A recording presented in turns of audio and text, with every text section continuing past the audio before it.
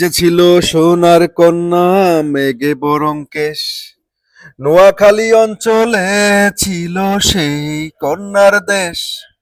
দু চোখে তার আহারে কি মায়া, বাথরুমেতে পড়লো কন্যার ছায়া।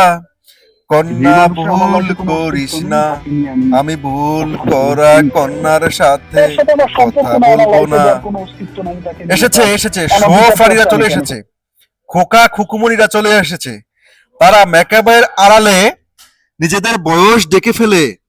গায়েস, শবনম ইয়াসমিন বুবলি, বারিশ হক আর গৌতম সাহার রিলেশনশিপটা ব্রেকআপ হতে হতে আবার পুনরায় উদ্ধার হয়েছে, অর্থাৎ রিলেশনশিপের পুনরুত্থান হয়েছে।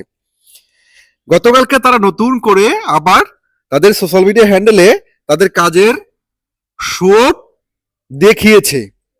কিছুদিন আগে দেখলাম গৌতম সাহাকে কান্নাকাটি করতে, বারিশকে দেখলাম অবিশ্বাসকে নিয়ে মায়া কান্না কানতে। আবার বুবলির সাথে সম্পর্ক রিউনিয়ন হয়েছে গায়েস। গৌতম শাহ বললো লাইফ থেকে দুইটা নায়িকাকে বাদ দিয়েছি, প্রয়োজনে তৃতীয় জনকে বাদ দিব।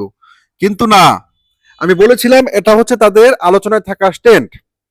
তারা যখন কাজ করে তাদের কাজ তো কেউ দেখে না। তারা কোথাও গেলে সেখানে দর্শক মিডিয়া বন্ধুদেরও কিন্তু সমাগমটা খুব কম থাকে।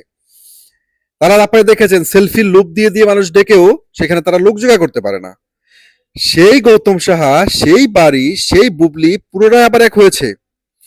তারা মেকআপের ছত্র ছায়ায় এবং ফিল্টারের আড়ালে নিজেদের বয়স কমানোর দান্দায় ব্যস্ত। বুবলিকে দেখলে মনে হয় কিশোরী, কিন্তু বুবলি তো কিশোরীর আম্মা। কিশোরীর মাকে আমরা তো কিশোরী ভাবতে পারি না। সেই যখন বিষয়, এখন তাদের সম্পর্কের পুনরুত্থান, সেটা নিয়ে গতকালকে তাদের সোশ্যাল মিডিয়া হ্যান্ডেলে তারা পোস্ট